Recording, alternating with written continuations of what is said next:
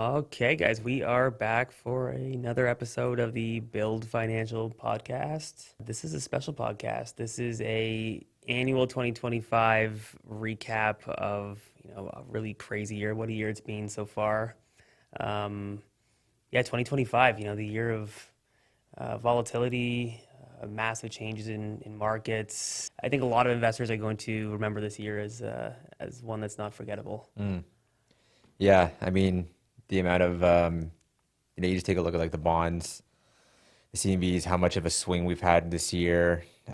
Just like, total gross swing from highest to lowest points of the year. It's probably like 60-ish basis points, maybe a little bit higher, maybe a little bit less, give or take. But, that's been interesting. Lots of back and forth on projects where clients didn't have to have buy downs, clients did have to have buy downs, some more CMHC changes that came in this year, which honestly isn't even a surprise anymore. It's really just more of like your everyday situation with CMHC, but some more of that stuff to deal with. Market changes a little bit in terms of real estate prices kind of down, volume overall. I don't know. Some say it might be up a little bit. Year over year, yeah. Year over year, maybe more on the res side. I think the commercial side still has been pretty steady. Construction starts on the mid-rise stuff are up, maybe not on the larger rise. High-rise stuff, condo developments obviously still struggling, but interesting year for sure. Yeah, volatility and stability, all at the same time. Volatility coming down to stability. I think we're at the end of 2025, and we have at least some stability in markets. We're seeing, as you said, bond yields are kind of stabilizing out and moving lower. Prices are stabilizing out. I think everyone's kind of figuring out what the new norm is and how we're going to move forward, which is a kind of a blessing and a curse. We at least know what baseline is and we can move forward. Baseline is chaos. Yeah. 2025 was a big year for us as a company as a whole. BLD Financial, we launched, we were able to help a ton of clients across the country build, develop, acquire, construct, navigate. If any of our clients are listening, we truly appreciate you. This is without you guys, we wouldn't be able to do anything like this. So, big year for BLD. We have a lot of plans to continue to help the market next year. So, really appreciate all the opportunity available out there to be able to help investors and developers navigate. Yeah, absolutely. 2025 market recap. I mean, we touched on it a little bit. Where rates ended, where they started. So we are currently in September at the moment. So the last quarter of the year, and the bond yields are reacting to economic data that's coming out that is much harsher than initially anticipated. So CPI numbers are still running hot. We have job losses that are far exceeding expectations across the board, both in Canada and the United States. Yep. And policy decisions are starting to be projected and crafted in a much more serious way than we've seen from the rhetoric from the Bank of Canada previously. As of today, I believe the Fed is projecting three or four cuts for the end of the year, possibly. Yeah. And Canada, some rhetoric around a few cuts before the end of the year, and possibly even some next year. So, things are shifting pretty quickly on the rate side at the moment. Yeah, I think, you take a look at, both Canada economy and the U.S. economy, all the data points you just went over, job loss, unemployment, inflation, like, it really all points to one thing, which is just a reduction in rates. Even in Canada with housing numbers still being low, the only thing that's really going to help to trigger that is some sort of reduction in costs overall. Rates being the easiest one. We're seeing some movement on, DC fees. I think Brampton actually just came out this morning and said they're bringing DCs down 100%, I believe it was. Wow. So, I mean, but really the big thing is obviously interest rates. The DCs and stuff are nice, but the interest rates are going to be the biggest push to get guys moving again on the purpose-built rental side. So I think they're estimating maybe a point in the overnight rate decrease by mid next year, from end of 2025 going into mid 2026 for Canada. And that's something to be more prevalent if the Fed does drop every single policy announcement. We can't afford to fall any more behind in terms of just like the value of the Canadian dollar to begin with. So yeah, I think it's, as much as there are some people who are still kind of bearish on Canada real estate, I think definitely on the mid-level size, like the interest rates drops are definitely going to push more people to start trading more assets and getting into more mid-sized builds. I think it's important for people to understand the impact of like a significant impact to bond yields and what it does to borrowing power. We sit here and we talk about 25 basis points, 50 basis points on the overnight lending rate, and that is quite impactful, from a borrowing cost perspective. But that's really only that's variable debt. That's construction debt. That's HELOC debt. That's debt that investors use and utilize to be able to construct and build and move capital around. So freeing up that capital will inevitably provide movement in the market, but the larger impact overall are the bond yields. If we start to have 25 basis point difference in bond yields is the difference between a project working and not working. And over the last even 2-3 weeks from when we shot this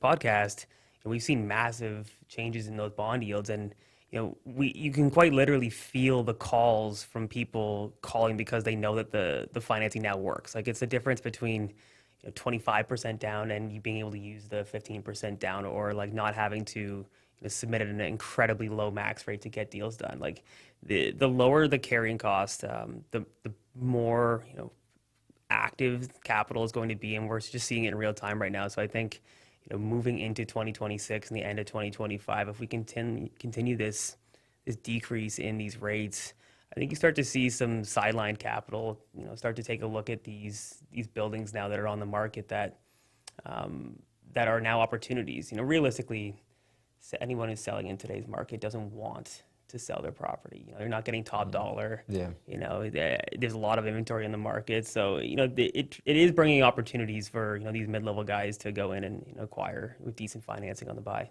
Yeah, and I mean the most popular strategy on the mid-size, and even some of the larger size, investors is still leverage. So, when you're taking a look at, like you said, like, even 10, 15 basis points on the bonds is a huge deal in affordability. Even just from, you take a look at situations where there's buy downs, like 5, 10 basis points, 15 basis points, like you're talking, hundreds of thousands, high tens of thousands, 80, 90 to, even $1 million on some of these larger projects. That could be a 10 basis point, overage on your ceiling rate. So, even on the higher end side, like just any sort of movement obviously is going to help put more money back in your pocket as well too on, any situation where there's buy downs. Definitely going to help on projecting some of these projects moving forward for construction where you're 12 to 18 months out from your your construction takeout or your term rates. So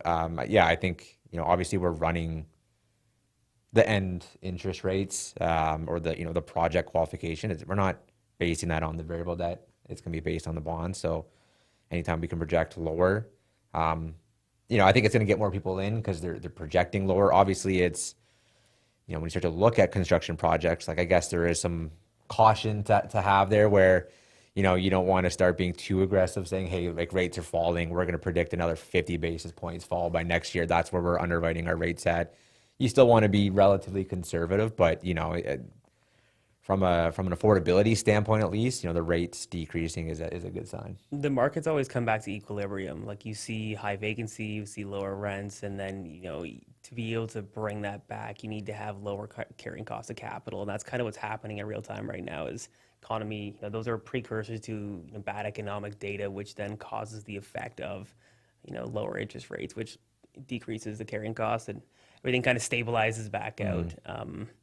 Yeah, interesting. The opportunities are absolutely there. But I think even for people like who are, if you're about to rate lock or you're coming into your refinance, like starting to understand the key like economic indicators that are coming up, like when are U.S. announcements for rate policy decisions, job loss, inflationary numbers? When are Canada's job loss, inflationary numbers? Like what are these key dates, and how close is your potential closing, a refinance, or whatever it is, to these dates? And if it's, a day or two after where you're supposed to be rate locking, I mean, it's up to you, and you can have that discussion with us or your broker. But, maybe, do you take a look and see like, hey, like things are looking like, rates might be coming down afterwards because job loss is actually going to be projected to be, I think we were like 20,000 over what the projected was, right? So I mean, like if you're that close and you're that, you have the ability to kind of play with those numbers, you look into that. Or, if the job loss numbers are coming up before your closing date, hey, maybe you try to like lock in a couple of days before, right? I mean, these are things that you can at least just start to utilize and try to make better decisions and at least be aware of it instead of having, just kind of like an out of the blue conversation with your broker. And then there's a conversation of a rate buy down, right? Like at least try to be as aware as you can. And I mean, if you're, serious about getting into investing, these are the things that you have to be looking at anyways, is the KPIs of the economy and what's going on, what things actually impact your ability to invest. Because, especially for the commercial guys that are getting into, CMHC and you're dealing with the CMBs, your whole project is based on something that, is quite variable throughout the time up until you close. Yeah, macroeconomics, like it's your mortgage broker at this level isn't just checking the rates online. Like we're taking a look at all the different aspects of what's happening, projections. It's quite a bit more complicated than just taking a look at what the rate is. Let's talk about capital markets. The capital markets, obviously, capital in general either tightens or expands and is more freely flows based off of the economy. Obviously, conventional financing is tightened up to the latter part of 2025. Underwriting has, become tougher. Lenders are becoming maybe more, I would say scrutinizing, but like they're digging into things a little bit more than they probably were previously. Conventional. There's still a lot of capital in the market for good borrowers that are well capitalized. If you have lots of experience and you can find a good deal, the banks are still more than willing to be able to give you capital. On the construction side, things have definitely tightened up. I think this is where the majority of lenders saw a lot of losses over the last 12 months, either on land loans or on construction loans. People who maybe weren't as capitalized as they thought or got caught with raising interest rates and couldn't get a high enough NOI and their debt was upside down. So we're definitely seeing more scrutiny in like the liquidity requirements from conventional banks. They're not necessarily even wanting to do like smaller loans just because of the risk associated with it as a whole. Larger loans, again, good borrowers, there's still lots of money. CMHC capital is still widely and readily available as long as you can, qualify. They are moving away from maybe secondary markets on construction loans. The market is shifting to offset that risk. Private lenders are even, still are underwriting like conventional lenders at the moment. They're more or less no longer equity lenders and more debt servicing and personal qualification, which is interesting. But I think everybody's just pricing at risk at the moment, maybe bracing for impact, dealing with the defaults they have, but still open for a deal that still makes sense. Yeah, I mean, land is Impossible. pretty like, yeah, if you're not, central in a very major market at a very conservative value, at a very conservative loan to value, site serviced, ready to go, experience, liquidity, built-in interest reserves are almost impossible to get. They want you to be able to carry the debt. Equity takeouts, what is it going to? Why do you need it? Like, it's very challenging on the land side, and obviously the land market's been hammered over the last like year and a half, 2 years. Like lenders, I think like just from a borrower standpoint, like understanding how lenders are looking at situations, like they're trying to assess a deal as quickly as they can, right? So they're going to go through some benchmarks, and one of the things they do look at is loan size, right? Larger loan sizes tend to equal better borrowers just because you have to have more liquidity, more net worth, more experience. Lower loan sizes tend to equal more risk just because it tends to be newer investors who tend to have less money, experience, and net worth. And that's just how they look at it. That's why in the past, construction financing, especially with CMHC, is typically like 10 million and above. It's moved a little bit now. You can get that 5 to 8 million done relatively easy in good areas with strong projects with CMHC. Under the 5 million is still a bit of a challenge. But that's kind of how it's always been. And that's how they're looking at the projects. If you're not going CMHC on the construction side, if you're going with like a credit union, just understand that even if the credit union can submit to CMHC, they're going to make sure the CMHC exit works, but they're underwriting your construction loan on non-insured debt. So, can you debt service at 1.2 with like a mid 5 interest rate and a 30-year AM, which is definitely not going to be as competitive as your CMHC debt. So, be prepared to get 65% loan to cost, maybe 70% loan to cost on most projects, because that's just where they're underwriting at. If you don't want to go private, that's kind of what you're dealing with. And again, it's that's just how they underwrite. They're taking a look at the economic factors, right? They see that vacancies are up, so they're factoring that in. They know rents have softened, so they're going to drop your performer rents by 100, $150 if they see fit. And that's not saying you couldn't still get those rents if you have a really good team, or if you really believe you're going to get those rents. It's just the lender's going to take those precautions and make sure that they're not underwriting an overly aggressive project when that's what they're seeing in the market today on the projects that they're building or refinancing. Yeah, and it's important to understand, like, all the projects that they were doing 2 years ago, they got caught with higher interest rates than what they underwrote the debt at. So everyone's gun shy at the moment because all the numbers were way off, and they're dealing with the ramifications of those at the moment. So even though we do have bond yields coming down, I very much doubt they're going to be quick to bring that underwriting down. They never, like, banks are never really quick to move and make anything easier. So I think like it's going to be, I think it's going to get more challenging in a sense, even though the rates are coming down. I think, CMHC increased their insurance premiums on CMHC like specific construction financing. It's like 85 basis points higher, I think, than the what your term takeout financing would be. I think you're going to see probably some people maybe move away from CMHC construction financing, going semi-private or, credit union, bank, whatever, and then going back in. I think, just that increase of people moving away from CMHC, even if it's only 20% of applications, whatever, like, it's just more, potential qualified individuals moving into the non-insured space. When you get more of anyone going into a space, lenders are definitely going to be, a bit more picky choose. They're going to have the ability to pick the best applications, right? So it is going to make it a little bit more, difficult for some individuals to get financing potentially. So just keep that in mind. And just because we need more housing in Canada doesn't mean the lenders are going to make it easier to get construction financing. It's just not how it works. They're going to structure their underwriting based off economic factors and what they're seeing, and not necessarily just because, it's an important topic that we need to have more of in Canada. Yeah, I think that's a decent segue into our favorite topic, which is CMHC changes in 2025. I think every single year, thank God, we get a lot of content to be able to shoot out of it. But every year, every like 4 months, without fail, there's something changes fundamentally, and all investors need to pivot and find a way to be able to work within the guidelines that CMHC now allows for construction or like takeout financing. And as you said, some of these policy changes, like the increased insurance premiums, from an underwriting perspective, doesn't impactfully change anything.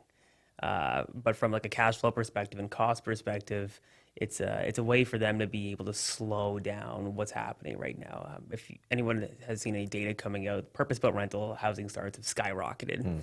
And they skyrocketed last year and the year before because all these condo developers who had land had to move the land because they had very expensive debt on it, and they couldn't pre-sell any condos. So they had to switch to purpose-built rentals and use the CMHC program, which had the smallest amount of equity possible to build these things. So you have a massive amount of housing, and I think CMHC, being the only game in town, is pumping the brakes. So like we either have way too much exposure or there's too much risk, and we want people to maybe go find alternative avenues to do it. And as you said, even 20% of the applications would make a difference. The insurance premium increases are all based on sliding scale of leverage and amortization. And most, I think, of the people who are using it at default were trying to get the maximum leverage. And that leverage, I think, is where they're trying to push applications away. So I think as a whole, that was probably a good move. It doesn't make things necessarily better for the average investor, but from like a de-risking perspective, I think it was a good move by CMHC. I think the president of CMHC earlier this year or late last year, I know, like, one of the conferences, I think she made it really obvious that they would prefer to be able to deleverage their risk. I think they know that, or at least I hope they understand that, CMHC, I'm sure they see the numbers, right? Like,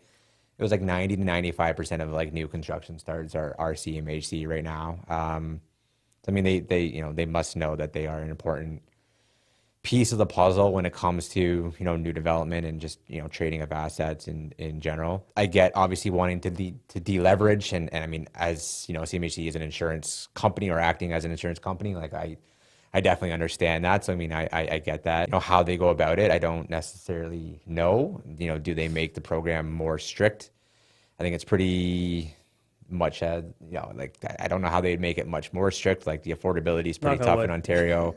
Yeah, I mean, they've made a lot of changes to accessibility. Energy efficiency has already been cut in half. I mean, it's already, in a sense, like relatively difficult to make work in certain markets. I do think CMHC is, I guess contrary to what I said about people moving away, I think because of all the insurance premium or just, policy changes, I think there are some people that are preferring to do direct construction with them just to be able to, get their construction applications in and just ensure they're not getting kind of beat by any policy changes. So I think, there might be a bit of a tick there, but, CMHC can't go away in my eyes, unfortunately. Like that's just the program that's kind of saving the market right We now. made our bed, and I mean, we have to deal with it. Yeah. Not a lot of the large developers are making, as big of moves or as much of a volume move that they used to make. They're either still figuring out what their condo development projects should do or needs to do, and they're sitting on that, or they're just, sitting on the market and waiting for the right opportunities. It's the mid-level guys, like this more private sector, that's really taking on the burden of it. There is a lot more leverage and borrowing of private debt on the middle side. Therefore, you need more leverage, and the CMHC program is just, it's going to be utilized because that's what's needed. That's what makes the most amount of sense. It allows people to scale appropriately at a relatively efficient cost. It's your cheapest debt on the market. It's definitely your cheapest construction debt. So yeah, I think, like, I don't know what else CMHC does in terms of wanting to deleverage. Maybe, I mean, like we're already seeing smaller markets or less populated markets, regardless of loan size, it just seems to be of no. I've had a few projects this year where, even though it was the fourth largest city in a province, 25, 30,000 population, like it was just, all the lenders were saying no to direct CMHC on, $20-30 million worth of like CMHC construction debt. So I mean, it was just, they just weren't interested in it. I find that the risk is also different on a construction loan versus takeout as well, though. Oh, for sure. Yeah, if your secondary markets on construction loan is increasingly difficult in 2025, and we're probably going to continue to see that as like the credit teams at individual places, are assessing and managing their capital for like risk, because the COI you can get, like, a lot of people don't understand that you can go through CMHC and get the COI, but like if the actual lender doesn't have the appetite for the deal, it just doesn't get done. Yeah. Which is an interesting dynamic. I actually had a guy call me yesterday, asking about how that works. He thought like once you get the COI, it's set in stone. That's it. That's game over. Nothing changes. And unfortunately, market dynamics kind of change that. Yeah. And until it's funded, like, if there's key changes or, review of the project afterwards, like with credit. I mean, yeah, they don't, the lender definitely reserves the right to not follow through with it. Unfortunately, I mean, that's why the LOIs are, not set in stone, and they're, it's good to have, but it's not, it's definitely not like a concrete condition of financing, unfortunately. So, Yeah. Well, what do we see in 2026 for CMHC? I think obviously the merry-go-round continues. I think as rates come down, if they come down in a meaningful, impactful way on the uninsured side, I think people start to move away from CMHC to offset the taking on insurance premiums if the rates can get low enough on an uninsured financing. I think that what's worked so far this year is missing middle housing, and I think that is going to be CMHC is going to have a huge part with CMHC as they continue to scale that. As a whole, I don't see necessarily a change with CMHC as like a staple in the financing sector on the multifamily side next year. It's just going to continue to grow. Maybe just another reassessment of risk and where they're at, and if there's any kind of holes in any programs. I think like Canadian investors hold on to things, really tightly. Like, even look at today's like just interest rates from even just on the residential side for home buyers, like, you can get low threes on an insured rate. People still want lower rates. They want the rates of, 2021 to, 22, those like sub two, sub 1% rates. I think now that people have already had the taste of CMHC, like that's going to be, expected forever. I think if, CMHC were to make a major change, like let's say they got rid of MLI Select, right? Like I think people would just, I think there'd be like an uproar where, you know, investors feel like they're kind of entitled to have those programs, which I think like, I think you do need to help support them. I'm not saying like they don't deserve to have it, but I just think like it's just my point is that if I don't think CMHC is going to go anywhere in terms of like a demand for the product for sure. Whether CMHC makes those decisions on their own, I have no idea. But I don't see people ever going back to just trying to do everything with term debt on like non-insured side. I think there is a population of investors who just don't want to deal with CMHC. But on the mass scale of volume, I think like CMHC is always going to be in demand, and I don't see it going anywhere. Now that people have had a taste of really what it does. Yeah, it's I agree. I think maybe one change they could implement is just a higher net worth requirement. The bar just creeps up slightly to be able to offset. More emphasis on actual liquidity versus net worth. Yeah, I don't think they're going to be finished with policy changes. Like I'm sure we're always going to consistently have tweaks here and there. I think that's how they're gonna manage it. Like, and I think in the past too, they've used the policy changes to try to manage pipeline. Back when they were doing the private lender had to be on title for, was it 24 months? Yeah.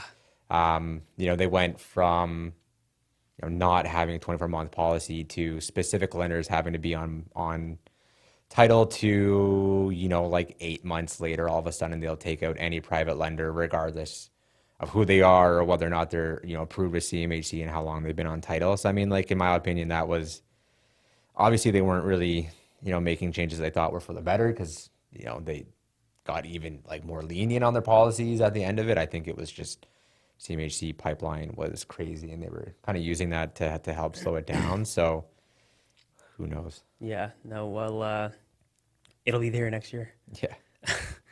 2025 brought a handful of really cool new investing strategies.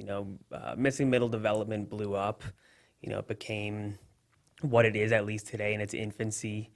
Now that increased zoning and densification laws are automatically kind of being grandfathered in across major metropolitan areas. Toronto, you're seeing it happen in Hamilton, Kitchener. That missing middle housing, was kind of a way for the average retail investor to scale up into something that was bite-sized, but still in the commercial space. We've seen massive growth in that. I think that lenders are starting to understand that this isn't just a fad, but an investment strategy out of necessity. Personal debt servicing is no longer working, and the majority of mid-sized, small-sized investors are going to be getting into this space. So, you're seeing more like events towards it. You're seeing more lenders kind of gear some of their financing tools towards it. I think it's cool to watch, mid-level densification and like the numbers actually start to work. Whereas like you couldn't buy anything small in GTA because there was no cash flow. So I think we see more of that, or like a larger emphasis on that as the federal government keeps putting pressure on major municipalities to increase the densification and allow for more building and more units. And it was cool about this small stuff is, it looks nice too. Like it's not just like a box in the sky. Some of them are, really nice architecture. People are taking their time and they're putting their own, flair to those developments. I'm excited to watch where that grows and see, how that's going to morph into something and kind of a new investment arm or tier. And what's cool is we're seeing people do it almost in an institutional way. Never am I having a conversation with one person saying like, I only want to do one. Everyone's like, oh, I want to, I think I can figure this out. I can do like, 4 or 5, and I like the specific area, and they care about the people in the area, and they care about like the growth of that area and the type of people, and they're having more sophisticated conversations. They're looking at transit. They're looking at new municipal laws that are coming into effect. So, looking into 2026, I think that's going to be big. I'm I'm excited to see where all these mid-sized investors and developers go with it. Yeah, I think, like you kind of touched on it there, but I think like missing middle is, it's more than just like, the affordability aspect of, the missing middle. I think it's also like the connecting piece. It's going to allow like neighborhoods to grow with densification, but not becoming just giant towers, right? Like you can't just start going in and throwing, 30-story towers in the middle of like random neighborhoods, or in these very like commercialized steel glass looking condo structures. Like I think, there is some importance to trying to keeping as much of like that neighborhood vibe as possible, as much as we need more densification, right? Do we want it to look like, kind of what's happening in China, where it's just skyscraper buildings, steel, like no. So I think like missing middle is that bridge there where you're still getting the densification that you need, but you can like tailor the construction and the architect to at least fit into the, the neighborhoods. And it's important to have that. I mean, it's going to help, or should help at least, like kind of cut down on the NIMBYism, should help the cities be more, pro for these types of projects to be able to grow. Yeah, but yeah, I think you're right. Like I think there's going to be a continuance. There's going to be more of it. Probably more bylaw changes for zoning, maybe some more, maybe a specific product to it. I don't know what else you could really do to kind of, tailor a product more specific to the missing middle than what's kind of out there right now. But definitely more of the project for sure. Yeah, and I think what you're also seeing is on the purpose-built multifamily side is mid-sized investors are in either disposing of assets or they're like moving up to larger assets. They've realized that even the big guys are cycling out capital. A lot of these big funds, over the last 2, 3, 4 years, they've raised a ton of capital to go on a buying spree, but they also have massive redemptions now because you can only have capital for so long. So we're starting to see parts of portfolios of very large REITs and whatnot have to start disposing of assets, and you're having these mid-level guys catch kind of a perfect time where these other guys have to sell and they can buy, but bonds are coming down, and the programs are now set to do it. So we're also having a lot of conversations with just mid-level guys who are looking to make a move in the market. Most people who have gone through a cycle are situated for what's about to happen, and unfortunately, what's about to happen isn't comfortable for the country. We're not moving towards somewhere it's going to be better in the next 12 months. We're moving somewhere it's going to be worse economically. You're going to have more vacancy and probably pressures on rents, but cap rates are expanding. So the opportunity or the opportunists in the market, at least in the mid-level size, they're sitting on capital or raising capital and finding good opportunities. So I think that's still something that we're looking forward to next year, is just like watching maybe some of these assets change hands and some of those opportunities that are going to come up. And maybe it allows anyone who's a smaller investor here to situate themselves to make a generational buy. Like if you can find a deal that the numbers actually quote unquote work again, you don't have 10 people overbidding on a purpose-built multifamily in a decent area, maybe you can get into something. So having those conversations, I think 2026 is going to allow for those generational plays if you're well capitalized. Yeah, I mean, I don't doubt that we go back. Like, I mean, is it inevitable that as prices drop, cap rates expand, you start to get more, aggressive bidding on it? Like, I still think it's interesting.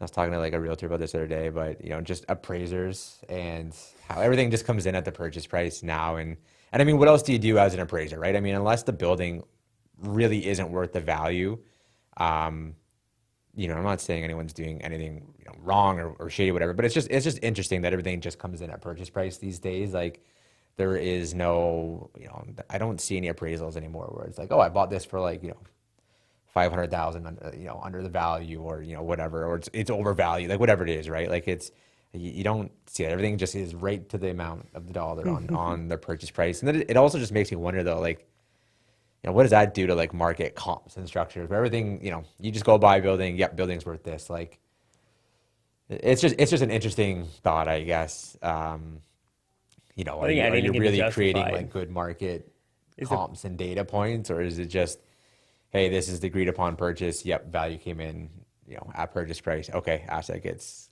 kind of traded, but Yeah, I think unfortunately it's a justification, and the data points, the levers you can use. I'm not an appraiser, but the levers you can use to be able to determine different types of value. You have direct comparison approach, capitalization approach, sometimes cost approach. If there's data points on certain different approaches to be able to meet the target on the purchase price, like absolutely, it's an interesting deeper conversation. I yeah. think maybe with a realtor, but or an appraiser, but it is absolutely interesting. Moving forward to advice for 2026. If you guys are looking to acquire something, expect lower carrying cost on bridge debt as prime moves down. If you have a mortgage and your mortgage is coming up for renewal or the end of the term in the next 12 to 18 months, have an understanding that the policy rate decisions take about 12 to 18 months to filter through the market. And usually the reason why the Bank of Canada would increase rates is because to fight inflation levels. So, you have about a 12 to 18 month period when the rate cuts start to be able to, find some sort of bottom in the bond markets if you're going to move into a fixed rate mortgage. So, maybe strategizing on what does that look like for any, mortgage that you have up right now, taking a look at stacking your debt or strategizing on restructuring that debt would be probably something to dive into in 2026. As a whole, like in investment strategies, I don't think people are slowing down. Just invested in like the people around you, like who's around you.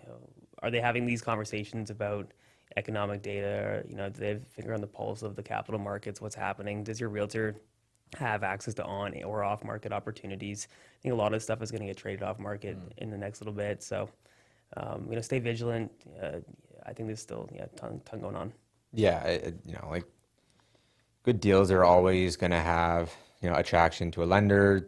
Just continue to grow your understanding of like we were talking about, like just like the KPIs of the economy, what to look out for. Real estate is still an investment game. You still have to understand how to read market cycles, the data points, when to get in, when to potentially exit, when to refinance. Obviously, there's differences in, Alberta markets, New Brunswick markets, BC markets, Ontario markets. Like certain markets are going to be able to fit, certain strategies potentially better. Keep connected to certain individuals in, the space, especially if you're on the development side, right? Finding good developers, good project managers, trades, guys like that as well too. Because I mean, as things start to get more busy, certain companies are going to get, more busy as well too. So trying to just build those relationships now before moving into the busier market and just having that, power team. It's always a conversation that's always been around as the power team talk, but, just continuing to grow that and picking the right pieces for your puzzle.